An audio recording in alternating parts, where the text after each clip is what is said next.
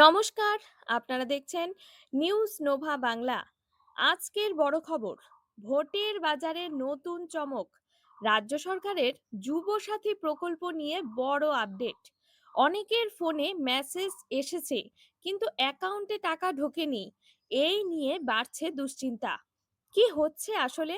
কারা পাচ্ছেন টাকা, কারা এখনো পাননি, আর কবে পাবেন? সব বিস্তারিত জানুন আজকের এই প্রতিবেদনে। তাই ভিডিওটি শেষ পর্যন্ত দেখুন। প্রথমেই মূল খবর, যুবসাথী প্রকল্পের আওতায় মার্চ মাস থেকেই অনেকের অ্যাকাউন্টে টাকা ঢোকা শুরু হয়েছে। এপ্রিল মাসেও বহু উপভোক্তা টাকা পেয়েছেন, কিন্তু এর মাঝেই সামনে এসেছে বড় অভিযোগ। অনেকের ফোনে মেসেজ এসেছে কিন্তু টাকা এখনো ঢোকেনি। এই পরিস্থিতিতে বড় বার্তা দিলেন মমতা ব্যানার্জি। মঙ্গলবার উত্তর চব্বিশ পরগনার বনগাঁর সভা থেকে মুখ্যমন্ত্রী স্পষ্ট ঘোষণা করলেন, যারা যুবসাথীর টাকা পাচ্ছেন তারা যেমন টাকা পাবেন, ঠিক তেমনি যারা এখনো টাকা পাননি তারা প্রত্যেকেই টাকা পাবেন। মুখ্যমন্ত্রী আরও বলেন, যুবসাথীতে যারা নাম নথিভুক্ত করেছেন সেই সমস্ত বেকার যুবক যুবতীদের ভবিষ্যতে কর্মসংস্থানের দিকেও সাহায্য করা হবে। এবার আসি সবচেয়ে গুরুত্বপূর্ণ প্রশ্নে, কেন অনেকের টাকা আসতে দেরি হচ্ছে?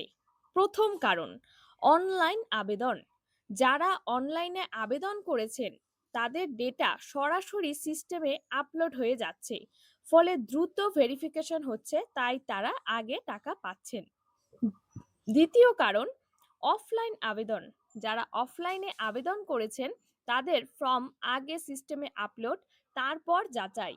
এই প্রক্রিয়ায় সময় বেশি লাগছে, তাই তাদের টাকা পেতে দেরি হচ্ছে।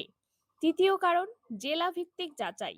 স্থানীয় প্রশাসনের মাধ্যমে ডকুমেন্ট যাচাই করা হচ্ছে। এই যাচাই শেষ না হলে টাকা রিলিজ হয় না। চতুর্থ কারণ, ব্যাংক সমস্যা। অ্যাকাউন্ট আধারের সঙ্গে লিংক না থাকলে অথবা নতুন বা ভুল তথ্য থাকলে টাকা আটকে যেতে পারে।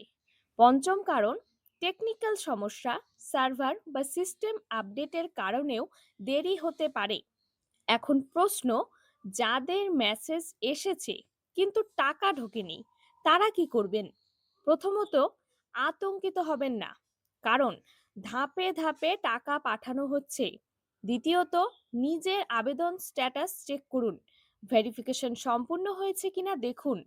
তৃতীয়ত, ব্যাংক ডিটেলস ঠিক আছে কিনা যাচাই করুন।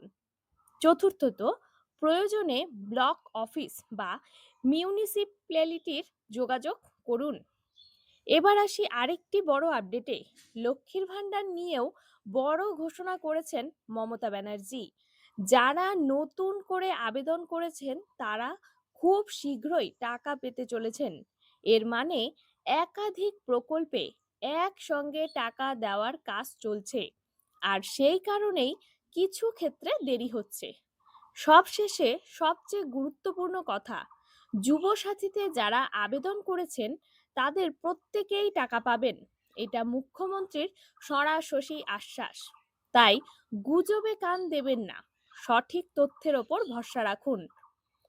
এই ধরনের গুরুত্বপূর্ণ আপডেট পেতে চোখ রাখুন আপনার প্রিয় news channel news Nova Bangla. ভিডিওটি ভালো লাগলে লাইক, শেয়ার আর সাবস্ক্রাইব করুন। ধন্যবাদ। আবার দেখা হবে নতুন আপডেট নিয়ে।